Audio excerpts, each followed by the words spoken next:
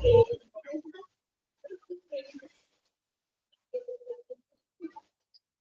afternoon. Good afternoon, ma'am. Good afternoon. എങ്ങനെയുണ്ട് മഴ? മഴയുണ്ടോ? മഴയുണ്ട്. നല്ല മഴയാണല്ലേ? ഇവിടെ മഴയില്ല. നല്ല മഴയാണ്. കുട്ടികൾക്ക് സ്കൂളിൽ പോയാ? ചില ജില്ലകൾക്കൊക്കെ അവധി ഉണ്ടല്ലേ? ഇല്ല, ഇന്ന് അവധി. എറണാകുളം അവധിയല്ലേ? അവധിയാണ്.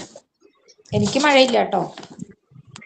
ഇവിടെ മഴയില്ല, മഴ കുറവുണ്ട്. പക്ഷെ കെട്ടി നിൽക്കുന്നുണ്ട്. മിസ്സിന്റെ വീട് എവിടെയാ? എന്റെ വീട് പറവൂര്. ഓഫീസിന്റെ അടുത്ത് തന്നെയാണ്. അതെ, ഞങ്ങള് കുന്നുകാരൻ. എവിടെ? കുന്നോ? കുന്നുകാരൻ. കുന്നുകര അതെവിടെയാണ്? മാഞ്ഞാലി, പറൂര് കഴിഞ്ഞു. പറൂരിനടുത്ത്. അറിയാം. അപ്പൊ നമ്മുടെ എടുത്തുന്ന എത്തിയത് എവിടെ വരെയായിരുന്നു? Genetic test.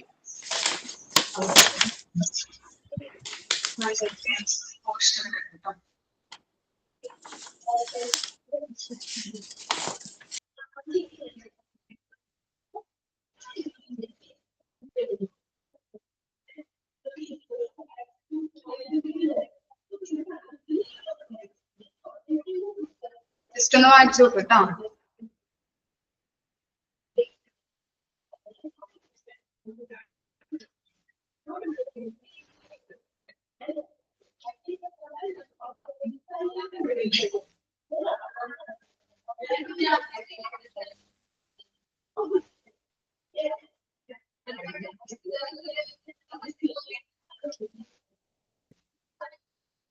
ഓക്കെ, അപ്പൊ നമ്മൾ എടുത്തുകൊണ്ടിരിക്കുന്നത് മെത്തേഡ്സ് ഓഫ് ഫിസിക്കൽ എക്സാമിനേഷൻസ് ആയിരുന്നു അല്ലെ? എടുത്തത് മെത്തേഡ്സ് ഓഫ് ഫിസിക്കൽ എക്സാമിനേഷൻസ് ആയിരുന്നു. ഏതൊക്കെയായിരുന്നു മെത്തേഡ്സ് ഓഫ് ഫിസിക്കൽ എക്സാമിനേഷൻ എന്ന് പറഞ്ഞാല്? ഡ്രഗ് ടെസ്റ്റിംഗ് ഉണ്ട്, HIV and AIDS testing, strength and fitness testing, genetic testing. ഇത്രയും കാര്യങ്ങളാണ് നമ്മൾ കഴിഞ്ഞ ക്ലാസ്സിൽ എടുത്ത് നിർത്തിയത്. നെക്സ്റ്റ് നോക്കാം. Significance of physical examination. Significance എന്ന് പറഞ്ഞാൽ എന്താണ്? സിഗ്നിഫിക്കൻസ് പ്രാധാന്യം അല്ലെ? ഫിസിക്കൽ എക്സാമിനേഷന്റെ പ്രാധാന്യം എന്തൊക്കെയാണ് നോക്കാം. First one, it eliminate candidates that are not physically able to perform basic functions of the job. എന്താണ് ഫസ്റ്റ് വൺ പറഞ്ഞത്? It eliminate candidate that are not physically able to perform basic functions of the job. ഇങ്ങനെയുള്ള ഈ എന്താണ് physical examination വഴി നമുക്ക് മനസ്സിലായിട്ടുണ്ടെങ്കിൽ ഇങ്ങനെയുള്ള ഈ job ചെയ്യാനായിട്ട് അവര് എന്താണ് ഫിസിക്കലി നോട്ട് ഫിസിക്കലി അല്ലെങ്കിൽ അല്ലെ ഫിസിക്കലി ഏബിൾ അല്ല എന്നുണ്ടെങ്കിൽ എന്ത് ചെയ്യും? നമ്മള് എന്താ ചെയ്യാ? ഫിസിക്കൽ എക്സാമിനേഷൻ നടത്തിയതിനു ശേഷം ആ കാൻഡിഡേറ്റ് ഏബിൾ അല്ല എന്ന് തോന്നിക്കഴിഞ്ഞാൽ, ആ ജോലിക്ക് ഏബിൾ അല്ല എന്ന് തോന്നിക്കഴിഞ്ഞിട്ടുണ്ടെങ്കിൽ എന്ത് ചെയ്യും? എലിമിനേറ്റ് ചെയ്യും അല്ലെ? ഔട്ടാക്കും. ഓക്കെ, അതാണ് first point. It eliminate candidates that are not physically able, physically able അല്ല എന്ന് തോന്നിക്കഴിഞ്ഞാൽ, ആ ജോബിന് ഏബിൾ അല്ല എന്ന് തോന്നിക്കഴിഞ്ഞിട്ടുണ്ടെങ്കിൽ എന്ത് ചെയ്യും? Eliminate. Existing disabilities are discovered by physically examining the candidate at the time of hiring. It helps in the organization to together inform relate to the employee's health. These make objective behind physical examination is to serve companies from various legal and ethical matters related to workmen's compensation. രണ്ടാമത്തെ point എന്താ പറയുന്നത്? Existing disabilities are discovered by the physical examination of the candidate. ഇങ്ങനെ ഈ physical examination വഴി ഈ എംപ്ലോയീസിന് ഇപ്പോഴുള്ള disabilities, വൈകല്യങ്ങൾ, ശാരീരികമായിട്ടുള്ള പരിശോധന നടത്തുന്നതിലൂടെ കാൻഡിഡേറ്റ്സിനെ ഇങ്ങനെയുള്ള ഫിസിക്കൽ എക്സാമിനേഷൻസിന് വിധേയമാക്കുന്നതിലൂടെ ഇപ്പോഴുള്ള നിലവിലുള്ള എക്സിസ്റ്റിംഗ് എന്ന് പറഞ്ഞാൽ നിലവിലുള്ള വൈകല്യങ്ങള്, ഡിസബിലിറ്റീസ് എന്ന് പറഞ്ഞാല് വൈകല്യങ്ങള് കണ്ടെത്താനായിട്ട് സഹായിക്കുന്നുണ്ട്. മനസ്സിലായോ? ഫസ്റ്റ് പോയിന്റ് പറഞ്ഞത് existing disabilities are discovered by physical examining the കാൻഡിഡേറ്റിന്റെ ഇപ്പോഴുള്ള നിലവിലുള്ള ഡിസബിലിറ്റീസ് അറിയാനായിട്ട് സഹായിക്കുന്നുണ്ട്. എന്തിലൂടെ? ഫിസിക്കൽ എക്സാമിനിങ് നടത്തുന്നതിലൂടെ. At the time of hiring, it helped the organization to gather information related to the employee's health. ഈ എംപ്ലോയീസിന് ഇങ്ങനെയുള്ള നിയമന സമയത്ത് അവരുടെ ആരോഗ്യപരമായിട്ട് ബന്ധപ്പെട്ട വിവരങ്ങൾ ശേഖരിക്കാൻ വേണ്ടിയിട്ടാണ് ഇത് ചെയ്യുന്നത്. ഇങ്ങനെയുള്ള ഫിസിക്കൽ എക്സാമിനേഷൻ നടത്തുന്നത്. ഹയർ ചെയ്യുമ്പോൾ അല്ലെങ്കിൽ ഇങ്ങനെയുള്ള ഫിസിക്കൽ എക്സാമിനേഷൻ നടത്തുന്നത് എന്തിനു വേണ്ടിയിട്ടാണ്? ഇങ്ങനെയുള്ള എംപ്ലോയീസിന്റെ ഹെൽത്തിനെ കുറിച്ച്, ഹെൽത്തുമായിട്ട് റിലേറ്റ് ചെയ്ത കാര്യങ്ങൾ ഐഡന്റിഫൈ ചെയ്യാൻ വേണ്ടിയിട്ട്, എന്തെങ്കിലും അസുഖങ്ങളുണ്ടോ, എന്തെങ്കിലും ഡിസബിലിറ്റീസ് ഉണ്ടോ എന്ന് ഐഡന്റിഫൈ ചെയ്യാൻ വേണ്ടിയിട്ടാണ് ഇങ്ങനെയുള്ള ഫിസിക്കൽ എക്സാമിനേഷൻ ഹയർ ചെയ്യുമ്പോൾ നടത്തുന്നത്. The main objective behind physical examination is to serve companies from various legal and ethical matters related to workmen's compensation. ഇനി എന്താണ്? ഇങ്ങനെയുള്ള ശാരീരിക പരിശോധന, ഫിസിക്കൽ എക്സാമിനേഷന് പിന്നിലുള്ള ഒരു പ്രധാനപ്പെട്ട ഒബ്ജക്റ്റീവ്, ലക്ഷ്യം എന്ന് പറഞ്ഞു കഴിഞ്ഞാൽ എന്താണ്? തൊഴിലാളികളുടെ നഷ്ടപരിഹാരവുമായിട്ട് ബന്ധപ്പെട്ട വിവിധ നിയമപരവും ധാർമ്മികപരവുമായിട്ടുള്ള കാര്യങ്ങളിൽ നിന്ന് കമ്പനിയെ രക്ഷിക്കുക. നമുക്കറിയാമല്ലേ, എന്തെങ്കിലും ഡിസബിലിറ്റി ഉള്ള ആളുകളെ നമ്മൾ ഹയർ ചെയ്ത് കഴിഞ്ഞിട്ടുണ്ടെങ്കിൽ എന്താണ്? ചിലപ്പോ കമ്പനിയിൽ വെച്ച് തന്നെ എന്തെങ്കിലും സംഭവിക്കുകയാണെങ്കിൽ കമ്പനി എന്ത് കൊടുക്കേണ്ടി വരും? നഷ്ടപരിഹാരം കൊടുക്കേണ്ടതായിട്ട് വരും അല്ലെ. അപ്പോ ഇങ്ങനെയുള്ള ഡിസബിലിറ്റീസോ എന്തെങ്കിലും വൈകല്യങ്ങളൊക്കെ അറിയാൻ വേണ്ടിയിട്ട് അവിടെ വർക്ക് ചെയ്യുന്ന അല്ലെങ്കിൽ ഹയർ ചെയ്യുന്ന ആളുകൾക്ക് ഉണ്ടോ എന്ന് അറിയാൻ വേണ്ടിയിട്ടാണ് ഇങ്ങനെയുള്ള ഫിസിക്കൽ എക്സാമിനേഷൻ നടത്തുന്നത്. ഇനി കമ്പനിനെ എന്ത് ചെയ്യുന്നുണ്ട്? സംരക്ഷിക്കുന്നുണ്ട് അല്ലെ. ഇങ്ങനെയുള്ള ഒരു കോമ്പൻസേഷൻ കൊടുക്കുന്നതിലൂടെ ഇങ്ങനെയുള്ള എക്സാമിനേഷൻസ് സഹായിക്കുന്നുണ്ട്. മനസ്സിലായോ? അപ്പോ ശാരീരിക പരിശോധന, ഇങ്ങനെയുള്ള ഫിസിക്കൽ എക്സാമിനേഷന്റെ പ്രധാന ലക്ഷ്യം എന്ന് പറയുന്നത് എന്താണ്? തൊഴിലാളികളുടെ നഷ്ടപരമായിട്ട് തൊഴിലാളിയുടെ നഷ്ടപരമായി ബന്ധപ്പെട്ട വിവിധ നിയമപരവും ധാർമ്മികവുമായിട്ടുള്ള കാര്യങ്ങളിൽ നിന്ന് കമ്പനിയെ രക്ഷിക്കുക എന്നതാണ്. ഇതാണ് സെക്കൻഡ് പോയിന്റിൽ പറയുന്നത്. ഇനി തേർഡ് പോയിന്റ് എന്താണെന്ന് നോക്കിയേ. Those infected with deadly diseases are excluded from recruitment. ഇനി എന്താണ്? മാരകമായിട്ടുള്ള രോഗങ്ങള് ബാധിച്ചവരെ നിയമനത്തിൽ നിന്നും എന്ത് ചെയ്യുന്നുണ്ട്? എക്സ്ക്ലൂഡഡ് എന്ന് പറഞ്ഞാൽ എന്താണ്? എന്തായിരിക്കും എക്സ്ക്ലൂഡഡ് മീനിങ്? എന്താകും? ഒഴിവാക്കുക. ഇങ്ങനെയുള്ള മാരക രോഗങ്ങള്, എന്തെങ്കിലും മാരകമായിട്ടുള്ള അസുഖങ്ങൾ ഉള്ള ആളുകളെ എന്ത് ചെയ്യുന്നുണ്ട്? ഹയർ ചെയ്യുന്നതിൽ നിന്ന് ഒഴിവാക്കുന്നുണ്ട് കേട്ടോ. നിയമിക്കുന്നതിൽ നിന്ന് ഒഴിവാക്കുന്നു. ഇനി എന്താണ്? It protects job applicants from perform job that are dangerous and prejudicial to their health. ഇനി എന്താ പറയുന്നത്? ഇങ്ങനെ എന്താണ്? The protected job applicant from perform job that dangerous and prejudicial their health.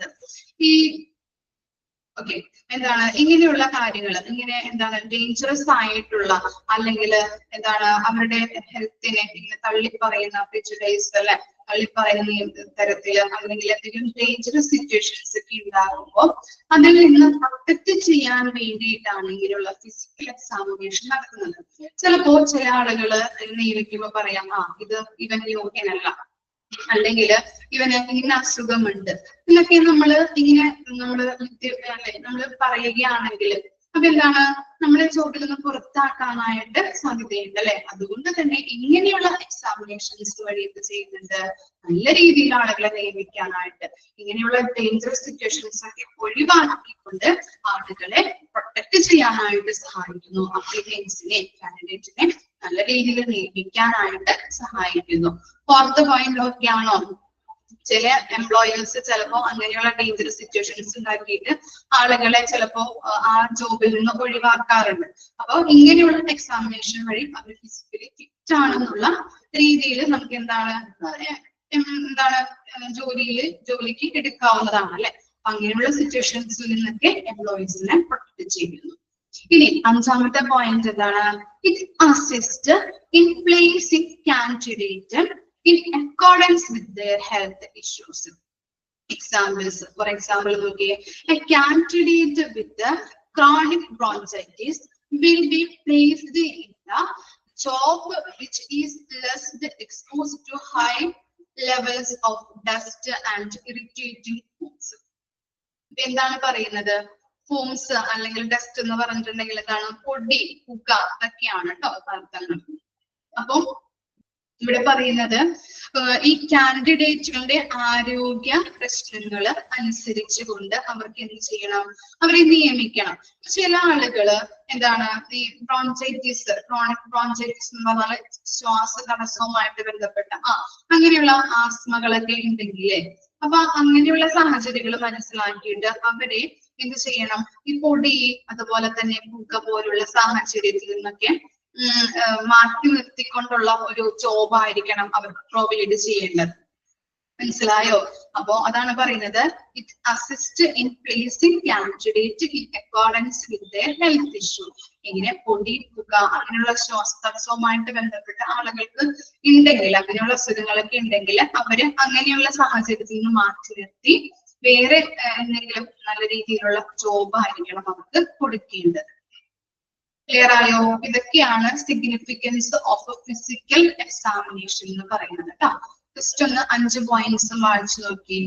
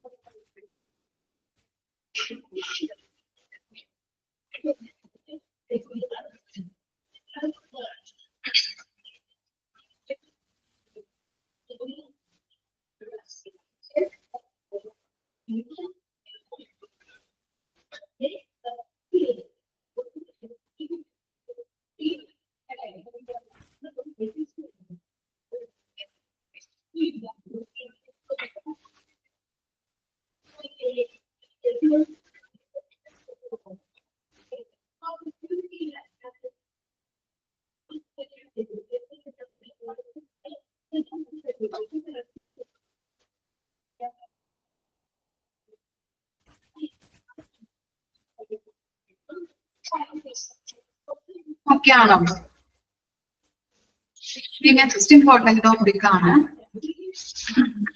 Reference check. നമുക്കറിയാം അല്ലെ, നമ്മളൊരു ഇന്റർവ്യൂവിന് പോകുമ്പോൾ റഫറൻസ് ഒക്കെ ചെക്ക് ചെയ്യാറുണ്ട് ഇല്ലേ? അതുപോലെ തന്നെ ഒരു ടോപ്പിക് ആണ്, സെയിം ടോപ്പിക് തന്നെയാണ് ഇവിടെ പഠിക്കുന്നത്, reference check. The process of collecting, ഒന്ന് അണ്ടർലൈൻ ചെയ്യാം കേട്ടോ, ഇമ്പോർട്ടന്റ് ആണ്. The process of collecting and verifying criminal records, commercial records and financial records of an individual is known as reference check. എന്താണ് reference check എന്ന് ചോദിക്കാം കേട്ടോ, important ആണ്, underline ചെയ്ത് വെക്കാം. First sentence, the process of collecting and verifying criminal records, commercial records, financial records of an individual. ഒരു ഇൻഡിവിജ്വലിന്റെ financial റെക്കോർഡ്സും അതുപോലെ commercial റെക്കോർഡ്സും ഉദ്ദേശിക്കുന്നത് കമ്പനിപരമായിട്ടുള്ള സർവീസുകൾ കൊടുക്കുന്നതുമായിട്ട് ബന്ധപ്പെട്ട റെക്കോർഡ്സ്. സർവീസുകൾ കൊടുക്കുന്നുണ്ടല്ലോ, പല സർവീസുകൾ കൊടുക്കുന്നുണ്ട്, അങ്ങനെയുള്ള റെക്കോർഡ്സ്. അതുപോലെ തന്നെ ക്രിമിനൽ പരമായിട്ടുള്ള, നമുക്കറിയാം ക്രിമിനൽ റെക്കോർഡ്സ് ഒക്കെ വെരിഫൈ ചെയ്യുന്നതിന് വേണ്ടിയിട്ട് ഉപയോഗിക്കുന്ന ഒരു പ്രോസസ്സിനെയാണ് നമ്മൾ റഫറൻസ് ചെക്ക് എന്ന് പറയുന്നത്. It is, next sentence underline ചെയ്യാം. It is also known as background check or antecedent. Antecedent check എന്നും പറയുന്നുണ്ട് കേട്ടോ. Incident check എന്നും പറയുന്നുണ്ട്. അപ്പോൾ it is also known as background check. Background check എന്നും പറയുന്നുണ്ട്. Antecedent check എന്നും പറയുന്നുണ്ട്. These checks are commonly used by the employer to bring out more information about the candidate. എന്തൊക്കെയാണ് employer എന്ന് പറഞ്ഞാൽ ആരാണ്? ഇന്റർവ്യൂ ചെയ്യുന്ന ആളല്ലേ, തൊഴിലുടമ. ആ തൊഴിലുടമ കാൻഡിഡേറ്റിന് എന്തൊക്കെ ഇൻഫർമേഷൻസ് ആണ് റഫറൻസ് ചെക്കിലൂടെ ഐഡന്റിഫൈ ചെയ്യുന്നത് അല്ലെങ്കിൽ വെരിഫൈ ചെയ്യുന്നത്? എന്തൊക്കെയാണ്? Qualifications, fitness, character, working etcetera.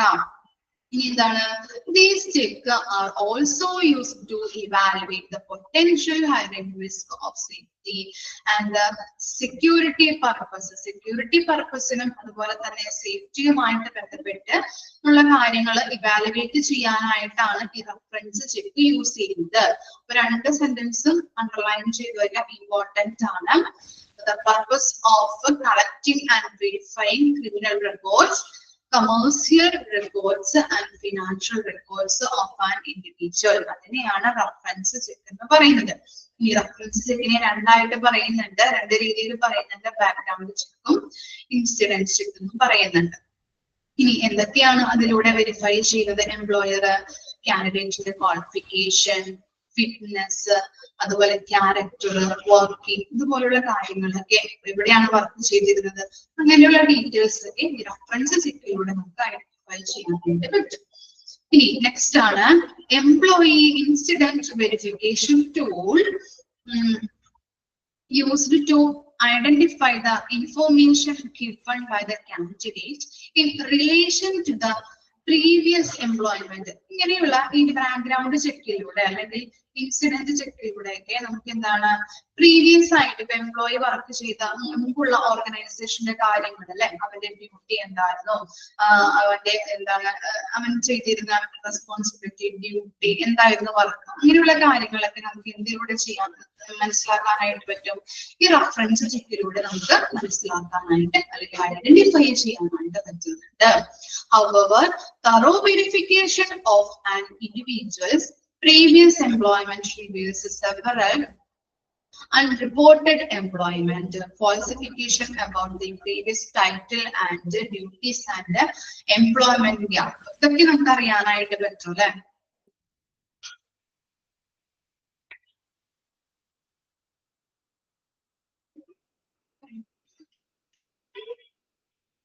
എന്താണ്? സോറി കേട്ടോ, ഞാൻ പെട്ടെന്ന് പറഞ്ഞു ഇപ്പൊ മാറിപ്പോയതാണ്. ആന്റിസിഡന്റ് എന്നാണ് കേട്ടോ. ഓക്കെ, പെട്ടെന്ന് വായിച്ചപ്പോ മാറിപ്പോയതാണ്. Okay, sorry.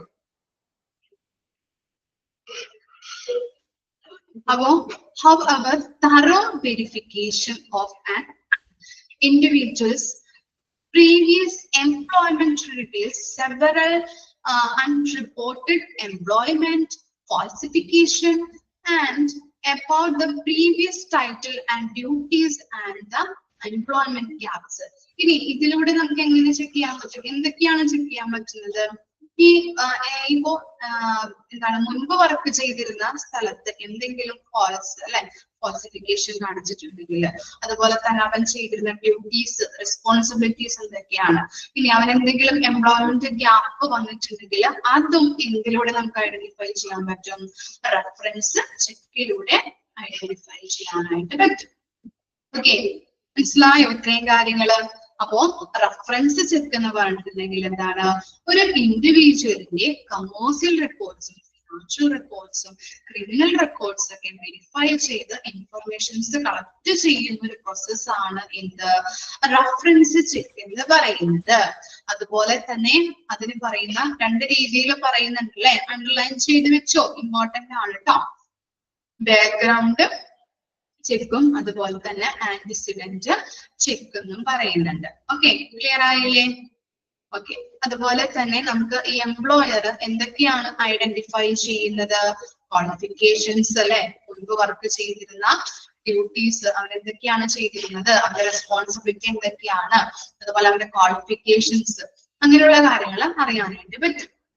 അതുപോലെ തന്നെ മുൻപ് വർക്ക് ചെയ്തിരുന്നിടത്ത് എന്തെങ്കിലും ഫോൾസിഫിക്കേഷൻസ് കാണിച്ചിട്ടുണ്ടെങ്കിൽ, അതുപോലെ എംപ്ലോയ്മെന്റ് ഗ്യാപ്പ്, ഡ്യൂട്ടീസ്, റെസ്പോൺസിബിലിറ്റീസ് ഒക്കെ ഇതിലൂടെ നമുക്ക് വെരിഫൈ ചെയ്യാനായിട്ട് സഹായിക്കുന്നു. ഇനി എന്തൊക്കെയാണ് പർപ്പസ് ഓഫ് റെഫറൻസ് ചെക്കിംഗ് എന്ന് പറഞ്ഞാല് നോക്കാം. First one, verification of information given by job applicant. First one ആണ് verification of information given by job applicant. Sometimes job applicant may not give accurate information regarding previous employment, education in order to increase their employability. This reference is used to verify the information provided by the candidate regarding previous employment. എന്താ പറയുന്നത് ഇതിനകത്ത്? Verification of information given by the job applicant. എന്താ പറയുന്നത്? Job applicant may not give accurate information regarding the previous employment, അല്ലെ? അപ്പോ അവൻ മുൻപ് work ചെയ്തിരുന്നിടത്തുള്ള എല്ലാ ഇൻഫർമേഷനും കറക്റ്റ് ആയിട്ട് കൊടുത്തിട്ടില്ല എന്നുണ്ടെങ്കിൽ നമുക്ക് എന്ത് ചെയ്യാൻ പറ്റും? എങ്ങനെയുള്ള റെഫറൻസ് ചെക്കിലൂടെ അവൻ എന്താണ് അവിടെ ചെയ്തത്, അവന്റെ ഡ്യൂട്ടി എന്താണ്, റെസ്പോൺസിബിലിറ്റി എന്താണ്, അവരുടെ ക്യാരക്ടർ എങ്ങനെയായിരുന്നു, ബിഹേവ് ചെയ്തിരുന്നത് എങ്ങനെയായിരുന്നു എന്നൊക്കെ നമുക്ക് എന്ത് ചെയ്യാൻ പറ്റും? ഐഡന്റിഫൈ ചെയ്യാൻ പറ്റില്ലേ, അല്ലെ? അവൻ കറക്റ്റ് ഇൻഫർമേഷൻ അല്ല കൊടുത്തതെങ്കിൽ നമുക്ക് എന്താണ് റെഫറൻസ് ചെക്കിലൂടെ അതൊക്കെ ഐഡന്റിഫൈ ചെയ്യാനായിട്ട് സഹായിക്കുന്നുണ്ട്. അതാണ് verification of information given by job അപ്ലിക്കന്റിൽ പറയുന്നത്. ക്ലിയർ ആയോ? ഓക്കെ, ജസ്റ്റ് ഒന്ന് നിങ്ങൾക്ക് അറിയാവുന്ന കാര്യങ്ങളൊക്കെ തന്നെയില്ലേ. ഇനി നെക്സ്റ്റ് ആണ് ക്യാരക്ടർ ആൻഡ് ഇന്റർപേഴ്സണൽ കോമ്പിറ്റൻസ്. എന്താണ് ഇന്റർപേഴ്സണൽ എന്ന് പറഞ്ഞാല്? എന്താണ് ഇന്റർപേഴ്സണൽ എന്ന് പറഞ്ഞാല്? വ്യക്തികൾ, അല്ലെ? വ്യക്തികൾക്കിടയിലുള്ള ഒരു കോമ്പിറ്റൻസ്, അല്ലെ? രണ്ട് വ്യക്തികൾ ഇടപഴകുമ്പോഴുള്ള അതിനെയാണ് നമ്മള് ഇന്റർപേഴ്സണൽ എന്ന് പറയുന്നത്. രണ്ട് വ്യക്തികൾക്കിടയില്, ഓക്കെ, വ്യക്തികൾ തമ്മിൽ ഇടപഴകുമ്പോ അവര് തമ്മിലുള്ള ഒരു കോമ്പിറ്റൻസിന്റെ കാര്യങ്ങളാണ് ഇവിടെ പറയുന്നത്. Character and interpersonal. ഇന്റർപേഴ്സണൽ എന്ന് പറഞ്ഞാല് വ്യക്തികൾക്കിടയിൽ. ഓക്കെ, നമുക്ക് നോക്കാം. If interpersonal skill is essential for any job profile, thus in that case a separate category should be present on the reference check in order to obtain detailed information. For example, HR coordinator, HR executive profiles, etc. അപ്പൊ എന്താണ് ഇങ്ങനെയുള്ള ഈ interpersonal competence, അല്ലെ?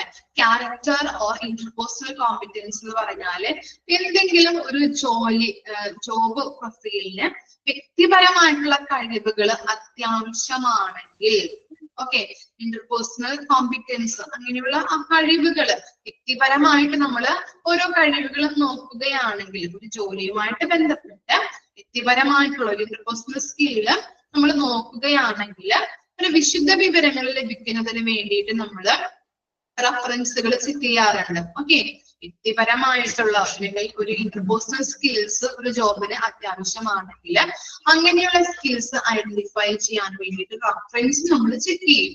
അതിലൊരു പ്രത്യേക categories ഉണ്ടാവും. Okay, പ്രത്യേക കാറ്റഗറിയിലായിരിക്കും അവര് റഫറൻസ് ചെക്ക് ചെയ്യുന്നത്. ഫോർ എക്സാമ്പിൾ നോക്കി, HR കോർഡിനേറ്റർ അല്ലെങ്കിൽ HR എക്സിക്യൂട്ടീവ് പ്രൊഫൈൽ, അവരൊക്കെ ആയിരിക്കും, HR കോർഡിനേറ്റേഴ്സ് ഒക്കെ ആയിരിക്കും എന്ത് ചെക്ക് ചെയ്യുന്നത്? ഇങ്ങനെയുള്ള ഇവരുടെ റഫറൻസ് ചെക്കുകൾ ചെക്ക് ചെയ്യുന്നത്. ഓക്കെ, അങ്ങനെയുള്ള ഈ ഒരു ജോബുമായിട്ട് ബന്ധപ്പെട്ട് ഇന്റർപേഴ്സണൽ സ്കില്ലുകൾ ചെക്ക് ചെയ്യുന്നതിന് വേണ്ടിയിട്ട് ഒരു പ്രത്യേക സെപ്പറേറ്റ് കാറ്റഗറി ഉണ്ടാവും, അവരാണ് ഇത് ചെക്ക് ചെയ്യുന്നത്. ഇനി നെക്സ്റ്റ് ആണ് പറയുന്നത് check the omission of information. Sometimes candidates may not give details related to their background because they believe that it will reduce their chances of employment. അപ്പൊ എന്താ പറയുന്നത്? ഇനി നെക്സ്റ്റ് സെന്റൻസ് കൂടി നോക്കിയിട്ട് നമുക്ക് പറയാം കേട്ടോ. Most of the employers want to check whether the candidate has any criminal records or not. Okay. ഇനി ചില കാര്യങ്ങള് കാൻഡിഡേറ്റ് എന്ത് ചെയ്തിട്ടുണ്ടാവില്ല, നോട്ട് ചെയ്തിട്ടുണ്ടാവില്ല അല്ലെ. അങ്ങനെ നോട്ട് ചെയ്തില്ല അവന്റെ കാര്യങ്ങള്, ചില കാര്യങ്ങള് നോട്ട് ചെയ്യാത്തതുണ്ടെങ്കിൽ എന്താണ് എംപ്ലോയ്മെന്റ്, ആ ജോലി കിട്ടുക എന്നതിൽ നിന്ന് അവരെന്താവും, ഔട്ടായി പോകും അല്ലെ. അങ്ങനെ നമ്മൾ എന്താണ് ഇപ്പൊ ഒരു ജോലിക്ക് അപ്ലൈ ചെയ്യുമ്പോൾ കറക്റ്റ് ആയിട്ട് എല്ലാ ഡീറ്റെയിൽസും നമ്മൾ എഴുതി കൊടുക്കൂലേ, എഴുതി കൊടുക്കാറില്ലേ. ചിലവരെന്ത് ചെയ്യാറുണ്ട്, ചിലപ്പോ വല്ല തെറ്റുകളോ അല്ലെങ്കിൽ നമുക്ക് ഇല്ലാത്തതൊക്കെ കൂട്ടിച്ചേർത്ത് എഴുതാറുണ്ട് അല്ലെ. അങ്ങനെയുള്ള തെറ്റുകൾ അല്ലെങ്കിൽ ചിലവര് ഇപ്പൊ ക്രിമിനലൊക്കെ ആണെങ്കിൽ, ക്രിമിനൽ കേസിലൊക്കെ വന്നിട്ടുണ്ടെങ്കിൽ അതൊന്നും അവിടെ എഴുതി ചേർക്കാറില്ല ഇല്ലേ. അപ്പൊ അങ്ങനെയുള്ള എംപ്ലോയീസ് ഒക്കെ വന്നു കഴിഞ്ഞിട്ടുണ്ടെങ്കിൽ അവനെന്താവും, എന്ത് ചെയ്യുന്നുണ്ടാവും, അവന് ആ നല്ല ജോലി കിട്ടുന്നതിൽ നിന്ന് ഔട്ടാക്കാനും അവർക്ക് അർഹതയുണ്ട് എംപ്ലോയീസിന്. ഓക്കെ, ക്ലിയർ ആയോ? അതുപോലെ തന്നെ എന്തെങ്കിലും ഇവര് ചിലപ്പോ എഴുതിയിട്ടുണ്ടാവില്ല, എന്തെങ്കിലും കാരണങ്ങളാല് ചിലപ്പോ ഇങ്ങനെയുള്ള റെഫറൻസ് ഒന്നും കൊടുക്കാതിട്ടുണ്ടെങ്കിൽ ഇവര് ഈ എംപ്ലോയർക്ക് അന്വേഷിക്കാം, ചെക്ക് വെക്കുന്നത് എംപ്ലോയീസ് ക്രിമിനൽ ആയിരുന്നോ അല്ലെങ്കിൽ എങ്ങനെയായിരുന്നു എന്നുള്ളതിന്റെ എല്ലാ കാര്യങ്ങളും നോക്കാനായിട്ട് സഹായിക്കുന്നുണ്ട്. അങ്ങനെയുള്ള കാര്യങ്ങളൊക്കെ എഴുതാതെ വന്നത് ചിലപ്പോ നമുക്ക് സംശയങ്ങളൊക്കെ തോന്നാലോ. ഓക്കെ, ഇനി serve as a predictor of job success. Reference is used to predict the ability of job applicants to perform tasks and duties.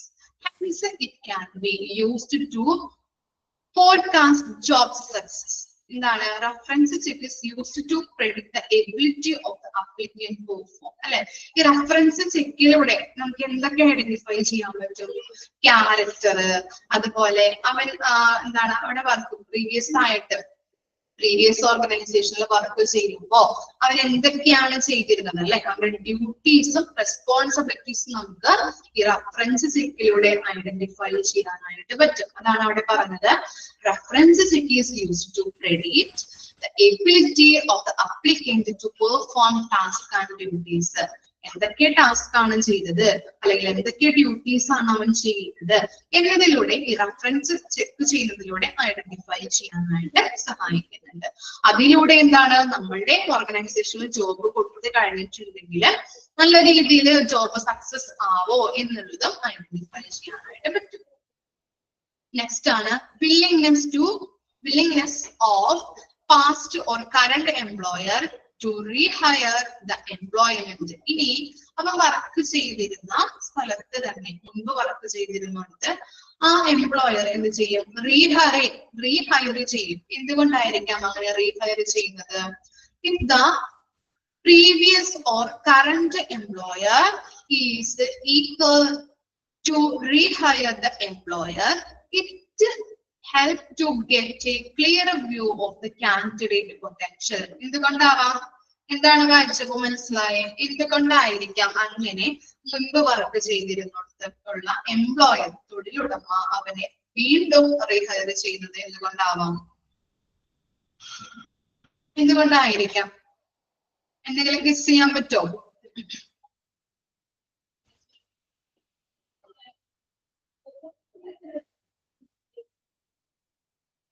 പറ്റില്ല. എന്തുകൊണ്ടാവാം? കാൻഡിഡേറ്റിന്റെ പൊട്ടൻഷ്യല്, ഗുഡ് പെർഫോമൻസ്, അവന്റെ ഡ്യൂട്ടീസ് അല്ലെങ്കിൽ അവന്റെ സ്കില്ല്, എബിലിറ്റി ഒക്കെ അയാൾക്ക് അറിയാവുന്നത് കൊണ്ടാണ് വീണ്ടും റീഹയർ ചെയ്യുന്നത്. അവന്റെ പൊട്ടൻഷ്യൽ അറിയാവുന്നത് കൊണ്ടല്ലേ. Clear view of the candidate potential, clear ആയിട്ടുള്ള കാൻഡിഡേറ്റിന്റെ പൊട്ടൻഷ്യൽ അറിയാവുന്നത് കൊണ്ടാണ് റീഹയർ ചെയ്യുന്നത്. ഓക്കെ, ഇത്തരം കാര്യങ്ങളാണ് വരുന്നത് purpose of reference checking. Just ഒന്ന് വായിക്കാം കേട്ടോ, വായിച്ചു നോക്കാം ഓരോ പോയിന്റ്സ്.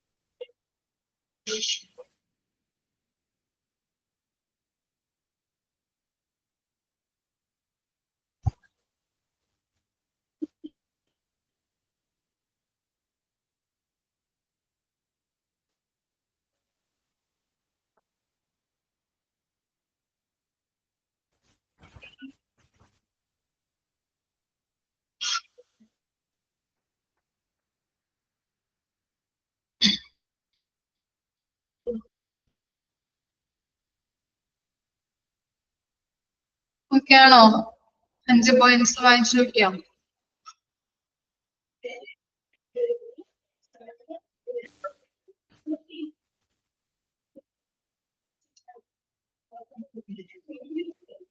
നെക്സ്റ്റ് ആണ് മെത്തേഡ്സ് ഓഫ് റഫറൻസ് ചെക്കിംഗ്. എന്തൊക്കെ മെത്തേഡ്സ് ആണ് യൂസ് ചെയ്യുന്നത്? നോക്കിയേ, ഫസ്റ്റ് മെത്തേഡ് ആണ് ഇന്റർനെറ്റ് ബേസ്ഡ് റഫറൻസസ്, രണ്ടാമത്തേത് ടെലിഫോൺ റഫറൻസസ്, റിട്ടൺ റഫറൻസസ്, നാലാമത്തേത് പേഴ്സണൽ റഫറൻസ്, ലാസ്റ്റ് വൺ ആണ് എഡ്യൂക്കേഷണൽ ഇൻസ്റ്റിറ്റ്യൂഷൻസ്. 5 മെത്തേഡ്സ് ആണ് യൂസ് ചെയ്യുന്നത് കേട്ടോ. റഫറൻസ് ചെക്കിങ്ങിലൂടെ അല്ലെങ്കിൽ റഫറൻസ് ചെക്ക് ചെയ്യാൻ വേണ്ടിയിട്ട് 5 മെത്തേഡ്സ് ആണ് യൂസ് ചെയ്യുന്നത്. ഏതൊക്കെയാണ്? ഇന്റർനെറ്റ് ബേസ്ഡ് റഫറൻസും, telephone reference, written reference, personal റഫറൻസും, എഡ്യൂക്കേഷണൽ ഇൻസ്റ്റിറ്റ്യൂഷൻ. ഓർത്ത് വെക്കാം, ഇമ്പോർട്ടന്റ് ആണ് കേട്ടോ ഓരോന്നും. ഇനി ഇന്റർനെറ്റ് ബേസ്ഡ് റഫറൻസ് നോക്കാം നമുക്ക്. Internet based references is the method of enquiring and checking the information given by the candidate online with the help of the computer. Underline ചെയ്തേ.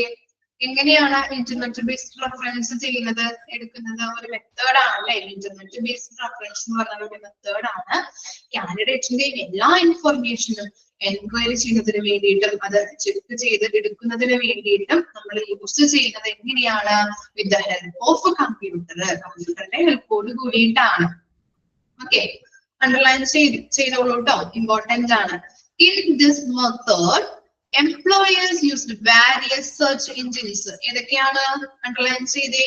യാഹൂ, ഗൂഗിളും ആണ് എംപ്ലോയേഴ്സ് യൂസ് ചെയ്യുന്നത്. Okay, ഇതിലൂടെയാണ് കാൻഡിഡേറ്റിന്റെ എല്ലാ ഇൻഫർമേഷനും അറിയാനായിട്ട് സഹായിക്കുന്നത്.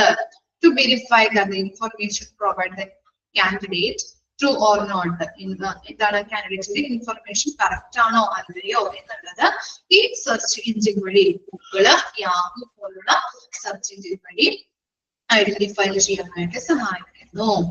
Nowadays, the internet-based reference check are become popular in India among various organizations because now employers want to make the less effort of reference check.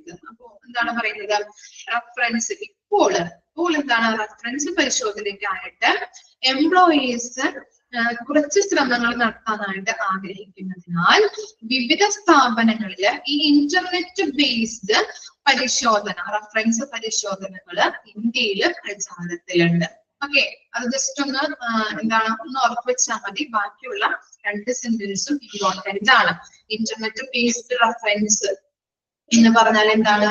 Internet based reference is a method of enquiring and checking the information given by the candidate online with the help of computer.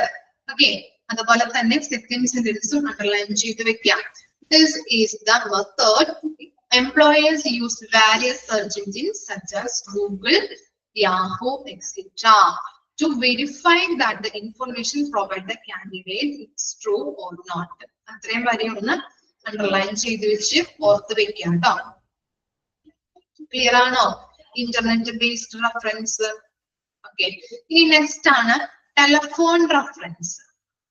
This method is one of the easiest method of reference check. Underline ചെയ്തേ. Okay, നമ്മൾ പല മെത്തേഡുകളും പഠിക്കുന്നുണ്ട് അല്ലെ. അതിനകത്ത് ഈ telephone reference ആണ് reference check ചെയ്യാനായിട്ട് use ചെയ്യുന്ന ഏറ്റവും എളുപ്പത്തിലുള്ള മാർഗം എന്ന് പറയുന്നത്. In this method, employers may verify the candidate's information over a phone.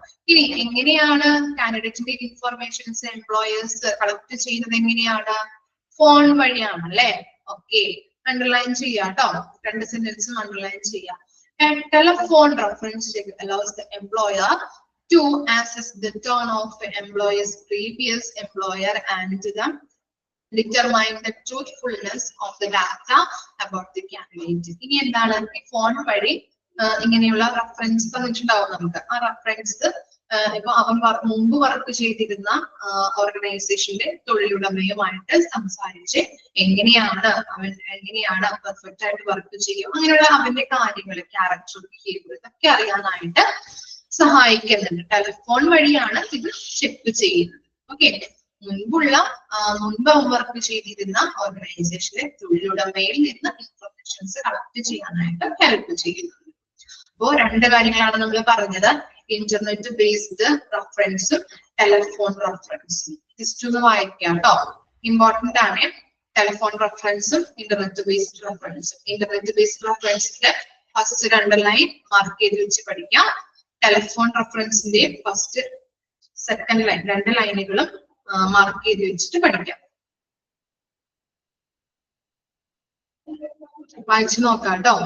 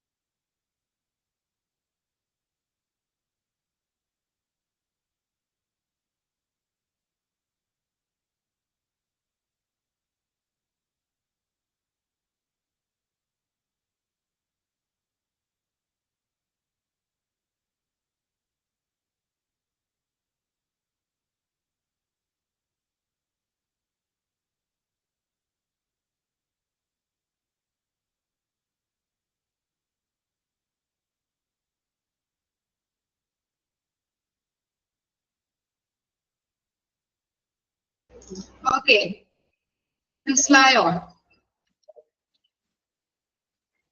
Next നോക്കാം കേട്ടോ. Written reference. Okay, in this method a letter is used to check or enquire the information about the candidate. അപ്പൊ എങ്ങനെയാണ് കാൻഡിഡേറ്റിന്റെ informations നമ്മൾ check ചെയ്യുന്നത്? Used two letter വഴിയാണ്. അടയാളപ്പെടുത്താം കേട്ടോ, mark ചെയ്ത് വെക്കുക. The large amount of information collected by the HR department of the candidate previous organization. നമ്മൾ നേരത്തെ പറഞ്ഞതുപോലെ തന്നെ പ്രീവിയസ് ഓർഗനൈസേഷനിൽ നിന്ന് കാൻഡിഡേറ്റിന്റെ ഇൻഫർമേഷൻസ് HR ഡിപ്പാർട്ട്മെന്റിൽ വർക്ക് ചെയ്യുന്ന ആളുകളിൽ നിന്ന് കളക്ട് ചെയ്യുന്നു. The data collected by the HR department and the previous employer of the candidate whose name has been mentioned by the candidate. Candidate എന്ത് ചെയ്തിട്ടുണ്ടാവും? പ്രീവിയസ് ഓർഗനൈസേഷനിൽ വർക്ക് ചെയ്ത എംപ്ലോയറിന്റെ നെയിമുകൾ എന്ത് ചെയ്തിട്ടുണ്ടാവും? മെൻഷൻ ചെയ്തിട്ടുണ്ടാവും അല്ലെ. നമ്മൾ ഇത് കൊടുക്കുമ്പോൾ അപേക്ഷ കൊടുക്കുമ്പോ അല്ലെ റഫറൻസ് കൊടുക്കുമ്പോ മെൻഷൻ ചെയ്തിട്ടുണ്ടാവും. അപ്പോ അവർക്ക് എന്ത് ചെയ്യാം, ഈ ഡിപ്പാർട്ട്മെന്റിലുള്ള ആളുകളെ വിളിച്ചിട്ട് അന്വേഷിക്കാം. This method is very time consuming. അതും കൂടി ഒന്ന് അണ്ടർലൈൻ ചെയ്തേ. ഏത് മെത്തേഡാണ്? നമ്മള് പല മെത്തേഡുകളും പഠിക്കുന്നുണ്ട്. അതില് റിട്ടൺ മെത്തേഡാണ് ടൈം കൺസ്യൂമിങ് ആയിട്ട് പറയുന്നത്. The question in the written request reference should be directed and simple and related to the job.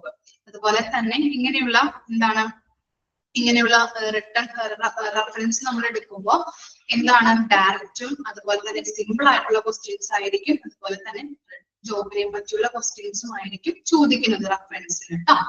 അതുപോലെ തന്നെ written reference should be used to except and not except employees. ഇവിടെ ഉദ്ദേശിക്കുന്നത് നിലവിലുള്ള എംപ്ലോയീസിൽ നിന്നും അതുപോലെ തന്നെ എന്താണ് പുറത്താക്കപ്പെട്ട എംപ്ലോയീസ്, പുറത്താക്കപ്പെട്ട എംപ്ലോയീസും അതുപോലെ തന്നെ നിലവിലുള്ള എംപ്ലോയീസിന് ഇങ്ങനെയുള്ള റിട്ടൺ റെഫറൻസുകൾ യൂസ് ചെയ്യാവുന്നതാണ്. അപ്പൊ ചുരുക്കി പറഞ്ഞു കഴിഞ്ഞിട്ടുണ്ടെങ്കിൽ നമ്മള് ഈ റിട്ടൺ റെഫറൻസ് എന്ന് പറഞ്ഞിട്ടുണ്ടെങ്കിൽ നമ്മള് എന്താണ്, ഈ നമ്മൾ അപേക്ഷ കൊടുക്കുമ്പോൾ റെഫറൻസ് ചിലവരുടെ നമ്മളെ കൂടെ വർക്ക് ചെയ്യുന്ന കൊളീഗ്സ്, അതുപോലെ വർക്ക് ചെയ്തിരുന്ന എംപ്ലോയർ, അങ്ങനെയുള്ള അവരുടെയൊക്കെ നമ്മള് നെയിംസുകള്, അതുപോലെ തന്നെ നമ്മള് എന്താണ് ഫോൺ നമ്പർ ഒക്കെ കൊടുക്കില്ലേ റെഫറൻസ്, അത് തന്നെയാണ് ഇവിടെ ഉദ്ദേശിക്കുന്നത് കേട്ടോ. ഓക്കെ, റിട്ടൺ റെഫറൻസ് എന്ന് പറഞ്ഞിട്ടുണ്ടെങ്കിൽ നമ്മള് കൂടെ പണ്ട് നമ്മള് വർക്ക് ചെയ്തിരുന്നു, പ്രീവിയസ് ആയിട്ട് വർക്ക് ചെയ്തിരുന്ന ഓർഗനൈസേഷനിലെ കൊളീഗ്സിന്റെയോ അല്ലെങ്കിൽ എംപ്ലോയറുടെ ഒക്കെ നെയിംസുകൾ മെൻഷൻ ചെയ്തിട്ടാണ് ഇതിനകത്ത് എന്ത് ചെയ്യുന്നത്, ഇൻഫർമേഷൻസ് കളക്ട് ചെയ്യുന്നത് കാൻഡിഡേറ്റിനെ കുറിച്ചുള്ള. ഓക്കെ, അത്രമാത്രം ഒന്ന് മനസ്സിലാക്കാം.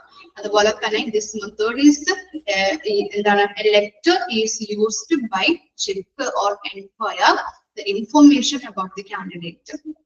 ഇവിടെ ലെക്ചർ എന്ന് പറഞ്ഞ് ഉദ്ദേശിക്കുന്നത് ഇത്ര മാത്രമേ ഉള്ളൂ. നമ്മള് എന്താണ് എംപ്ലോയറുടെ നെയിമോ അല്ലെങ്കിൽ നമ്മുടെ കൂടെ വർക്ക് ചെയ്തിരുന്ന ആളുകളുടെ ചിലപ്പോ നമ്പർ കൊടുക്കാം ഇല്ലേ, അങ്ങനെയുള്ള കാര്യങ്ങൾ കൊടുക്കുന്നുണ്ട്. അതാണ് അവിടെ ലെക്ചർ ആയിട്ട് ഉദ്ദേശിക്കുന്നത്. മനസ്സിലായോ നിങ്ങൾക്ക്? അല്ലാതെ ലെക്ചർ നമ്മൾ എഴുതി കൊടുക്കില്ല, അല്ലെങ്കിൽ ലെക്ചർ അല്ല ഉദ്ദേശിക്കുന്നത് കേട്ടോ. ക്ലിയർ ആയോ? ഓക്കെ, ഇനി പേഴ്സണൽ റെഫറൻസ് നോക്കാം. Many organizations give reference form to candidate in which the name of names of non-people are requested. It is lengthy process and sometimes this process of not useful. നമ്മൾ എന്ത് ചെയ്യാറുണ്ട്, personal reference ചെയ്യാറുണ്ട് അല്ലെ, personal reference കൊടുക്കാറുണ്ട്. എന്താണ്, many organizations give reference form to candidate in which the name of നമുക്കറിയാവുന്നവരുടെ നെയിമുകൾ നമ്മൾ എഴുതി കൊടുക്കാറില്ലേ. പേഴ്സണൽ ആയിട്ട് നമ്മള് എന്താണ് ഡാറ്റാസ് കൊടുക്കുമ്പോൾ റെഫറൻസിന് വേണ്ടിയിട്ട് നമ്മൾ അറിയാവുന്നവരുടെ പേരുകൾ നമ്മൾ എഴുതി കൊടുക്കും അല്ലെ, കൊടുക്കാറുണ്ടോ? അങ്ങനെ ചെയ്യാറുണ്ട്. ഓക്കെ, അറിയാവുന്ന ആളുകളുടെ നമ്മളെ നെയിം, നമ്മളെ മുമ്പ് വർക്ക് ചെയ്തിരുന്ന ഓർഗനൈസേഷനിൽ നമുക്ക് അറിയാവുന്ന ചിലപ്പോൾ കൂട്ടുകാരുടെയോ അല്ലെങ്കിൽ എന്താണ് നമ്മുടെ അടുത്ത് നമ്മൾ പെരുമാറുന്ന ആൾക്കാരുടെയൊക്കെ പേരുകൾ നമ്മൾ സജസ്റ്റ് ചെയ്ത് കൊടുക്കാറുണ്ട്. ഇറ്റ് ഈസ് ലെങ്തി പ്രോസസ് ആണ്. സംടൈംസ് ദിസ് നോട്ട് യൂസ്ഫുൾ ആണ്, സംടൈംസ് നോട്ട് യൂസ്ഫുൾ ആണ്. Personal reference should only be used in those cases where there is no option for any other references. ഇനി എന്തെങ്കിലും നമുക്ക് എന്താണ് റെഫറൻസുമായിട്ട് ബന്ധപ്പെട്ട് ആരുമില്ല എന്നുണ്ടെങ്കിൽ മാത്രമാണ് നമ്മൾ ഇതിന്റെ പേഴ്സണൽ റെഫറൻസ് കൊടുക്കാറുള്ളൂ. This method employees get a clear picture of the candidate because this type of reference check is conducted by people who know very little about the applicant. ഇങ്ങനെയുള്ള പേഴ്സണൽ റെഫറൻസ് കൊടുത്തു കഴിഞ്ഞിട്ടുണ്ടെങ്കിൽ നമുക്ക് കാൻഡിഡേറ്റ്സിനെ കുറിച്ചുള്ള എല്ലാ ഡീറ്റെയിൽസും നമുക്ക് അവരിൽ നിന്നും കളക്ട് ചെയ്യാനായിട്ട് പറ്റും. ക്ലിയർ ആയോ? പേഴ്സണൽ റെഫറൻസ് എന്ന് പറഞ്ഞാല് ചില വ്യക്തികളുടെ നമുക്ക് അടുത്തറിയാവുന്ന അല്ലെ ആളുകളുടെ പേര് നമ്മള് പീപ്പിൾ തന്നെ നമ്മൾ തന്നെ കാൻഡിഡേറ്റ് തന്നെ സജസ്റ്റ് ചെയ്യാറുണ്ട്. ഓക്കെ, ക്ലിയർ ആയോ? പേഴ്സണൽ റെഫറൻസ്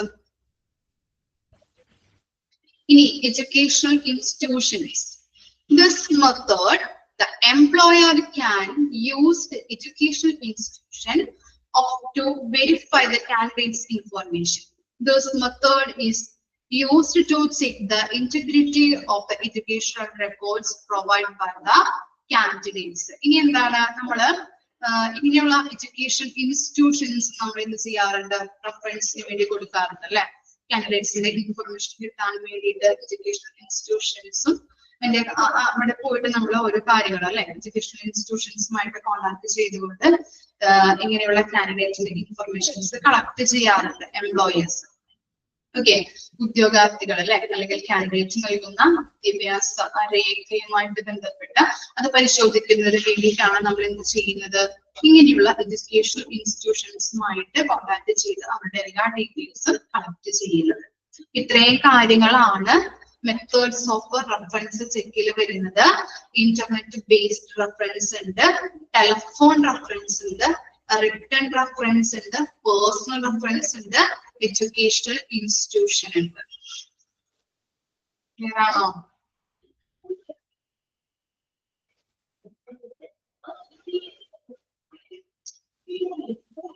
ഓക്കെ, ഇനി next selection or hiring decisions. നമ്മള് ഒരാളെ സെലക്ട് ചെയ്യുമ്പോൾ അല്ലെങ്കിൽ ഒരാളെ ഹയർ ചെയ്യുമ്പോൾ കുറച്ച് ഡിസിഷൻസ് നമ്മള് തീരുമാനങ്ങൾ എടുക്കേണ്ടതുണ്ട് അല്ലെ. നമുക്ക് നോക്കാം.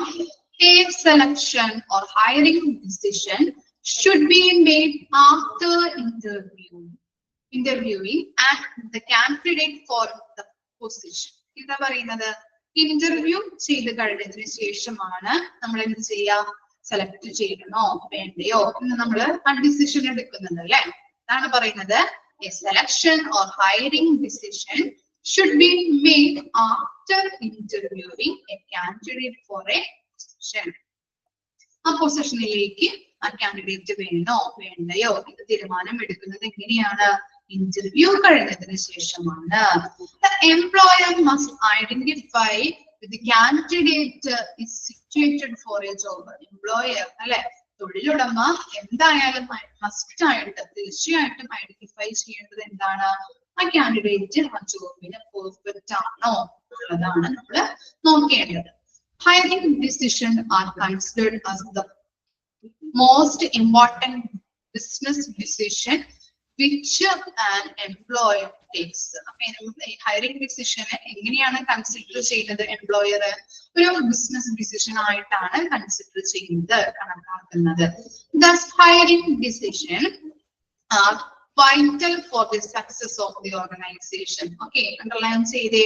ഹയറിംഗ് ഡിസിഷൻ എന്ന് പറയുന്നത് ഒരു പ്രധാനപ്പെട്ട ഒരു റോളാണ് അല്ലെ ഓർഗനൈസേഷനിലെ സക്സസ് എന്ന് പറയുന്നതിന് വേണ്ടിയിട്ട് നമ്മളൊരു വൈറ്റൽ റോളാണ് ഹയറിംഗ് ഡിസിഷൻ വഹിക്കുന്നത്. നമ്മൾ സെലക്ട് ചെയ്യുന്ന ആള് ഈ ജോബിന് പറ്റിയില്ല അല്ലെങ്കിൽ അത്രയും കപ്പാസിറ്റി ഇല്ല അല്ലെങ്കിൽ സ്കില്ലില്ല എന്നുണ്ടെങ്കിൽ എന്താണ്, ആ ഡിസിഷൻ അവിടെ ഫെയിൽ ആവും അല്ലെ. ഓർഗനൈസേഷനിലെ ഫെയിൽസ് അല്ലെങ്കിൽ സക്സസ് ആവാണ്ട് അതെന്താവും, ലോസിലേക്ക് പോകാനായിട്ട് ചാൻസ് ഉണ്ട്. അതുകൊണ്ട് തന്നെ ഈ ഹയറിംഗ് ഡിസിഷൻ എന്ന് പറയുന്നത് ഏറ്റവും പ്രധാനപ്പെട്ട, ഓർഗനൈസേഷനുമായിട്ട് പറയുമ്പോൾ ഏറ്റവും പ്രധാനപ്പെട്ട ഒരു വൈറ്റൽ റോളാണ് വഹിക്കുന്നത്. ഇനി എന്താണ്, the poor hiring decision can have serious consequences. എന്താണ്, നമ്മൾ നല്ല രീതിയിൽ ഹയറിംഗ് ഡിസിഷൻ എടുത്തില്ല എന്നുണ്ടെങ്കിൽ, പുവർ ആയിട്ടുള്ള ഹയറിംഗ് ഡിസിഷൻ ആണെങ്കിൽ എന്താണ്, അതിന് ഗുരുതരമായിട്ടുള്ള പ്രത്യാഘാതങ്ങൾ, കോൺസിക്വൻസസ് എന്ന് പറഞ്ഞാൽ പ്രത്യാഘാതങ്ങളുണ്ട്. The managers must determine whether the candidate is capable for performing the job effectively and whether he or she has all the skills, experience and education are essential for the job. Okay, candidate manager അല്ലെങ്കിൽ എംപ്ലോയറെ എന്താണ് determine ചെയ്യേണ്ടത്, ആ കാൻഡിഡേറ്റിന്റെ ജോബിലേക്കുള്ള effective ആയിട്ട് ചെയ്യാൻ പറ്റുമോ അവനെ, അല്ലെങ്കിൽ എന്തെങ്കിലും സ്കില്ലുണ്ടോ, നോളജ് ഉണ്ടോ, കപ്പാസിറ്റി ഉണ്ടോ, കാപ്പബിലിറ്റി ഉണ്ടോ, എക്സ്പീരിയൻസ് ഉണ്ടോ എന്നുള്ളത് കറക്റ്റ് ആയിട്ട് അവൻ ഈ എംപ്ലോയർ അല്ലെങ്കിൽ മാനേജർ ഡിറ്റർമൈൻ ചെയ്തിരിക്കണം. എന്നിട്ട് മാത്രമേ ആ ജോബിലോട്ട് സെലക്ട് ചെയ്യാനായിട്ട് പാടുള്ളൂ. ഇനി എന്താ പറയുന്നത്, the following points must be taken into account while making hiring decision. Hire ഡിസിഷനുമായിട്ട് ബന്ധപ്പെട്ട് ചില പോയിന്റ്സ് വന്നിട്ടുണ്ട്. ഏതൊക്കെയാണ് നോക്കാം. ഈ പോയിന്റ്സ് ഒക്കെ നോക്കിയിട്ട് വേണം നമ്മള് ഡിസിഷൻ എടുക്കാനായിട്ട്. എക്സ്പീരിയൻസ്, ഫസ്റ്റ് വൺ എന്താണ്? Experience and work history. ഒന്ന് നോട്ട് ചെയ്യാം കേട്ടോ. 6 പോയിന്റ്സ് ഒന്ന് നോട്ട് ചെയ്ത് വെക്കണേ.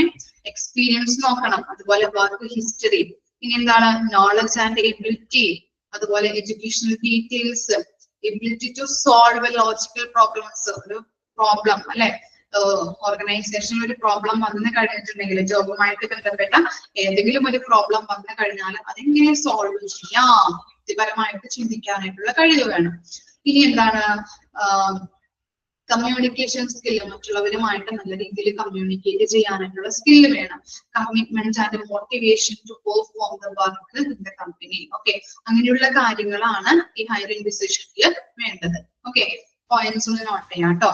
Hearing the appropriate candidate for the organization is a very difficult task. നമുക്കറിയാം അല്ലെ, ഹയറിംഗ് എന്ന് പറഞ്ഞാൽ എന്താണ്? ഒരു കാൻഡിഡേറ്റിനെ നമ്മൾ ഹയർ ചെയ്യുമ്പോൾ അതൊരു ഓർഗനൈസേഷനുമായിട്ട് ബന്ധപ്പെട്ട് പറയുമ്പോൾ ഒരു ഡിഫിക്കൽട്ട് ടാസ്ക് ആണ്. ആരെ വേണം എന്ന് സെലക്ട് ചെയ്യാനായിട്ട് ഒരു ഡിഫിക്കൽട്ട് ടാസ്ക് ആണ്. കറക്റ്റ് ആയിട്ടുള്ള ഒരു ആളെ സെലക്ട് ചെയ്തില്ല എന്നുണ്ടെങ്കിൽ അതും എന്താണ്?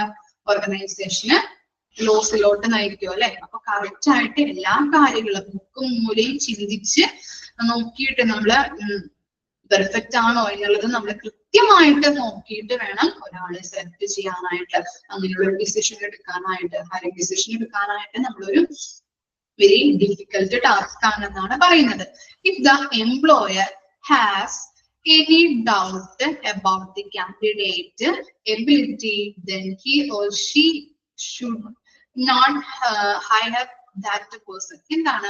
ഇനി ഒരു എംപ്ലോയർക്ക് എന്തെങ്കിലും ഒരു ഡൗട്ട്, ആ കാൻഡിഡേറ്റിനെ കുറിച്ച് എന്തെങ്കിലും ഒരു ഡൗട്ട് തോന്നിക്കഴിഞ്ഞിട്ടുണ്ടെങ്കിൽ ചിലപ്പോൾ എന്തായിരിക്കും, അവന് അത്രയുള്ള കഴിവുണ്ടാവില്ല, അല്ലെങ്കിൽ അത്രയുള്ള സ്കില്ലുണ്ടോ, നോളജ് ഉണ്ടോ എന്നൊക്കെ ഒരു ഡൗട്ട് തോന്നിക്കഴിഞ്ഞിട്ടുണ്ടെങ്കിൽ എന്ത് ചെയ്യാൻ പറ്റും? എന്ത് ചെയ്യാനുള്ള അധികാരം ഉണ്ടെന്നാണ് പറയുന്നത്? അവനെ ഹയർ ചെയ്യാതിരിക്കാനായിട്ടുള്ള അല്ലെ, ആ ജോലിയിലേക്ക് സെലക്ട് ചെയ്യാതിരിക്കാനായിട്ടുള്ള അധികാരവും ആർക്കുണ്ട്? തൊഴിലുടമയ്ക്ക് ഉണ്ട്. This is the fundamental rule of making hiring decision. ഇതാണ് ഒരു അടിസ്ഥാനപരമായിട്ടുള്ള rule, fundamental rule of hiring decision എന്ന് പറയുന്നത്. ഓക്കെ, ഇത്തരം കാര്യങ്ങള് ഓക്കെ ആണോ? വായിച്ചു നോക്കി.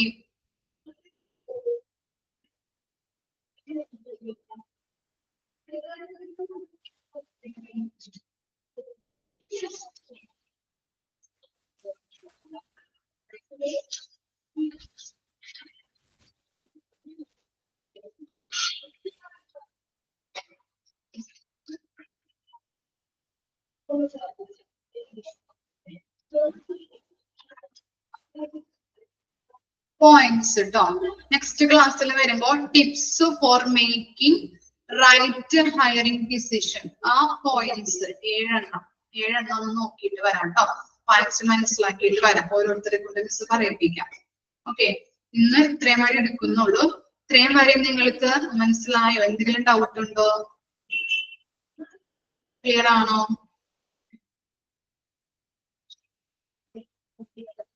അയച്ചായിരുന്നോ? Selection or hiring decision clear ആണ്, ഡൗട്ട് ഒന്നുമില്ല. അപ്പൊ നെക്സ്റ്റ് ക്ലാസ്സിൽ വരുമ്പോൾ tips for making right hiring decision എന്നുള്ളത് വായിച്ചിട്ട് വരാം പോയിന്റ്സ്. Okay, thank you.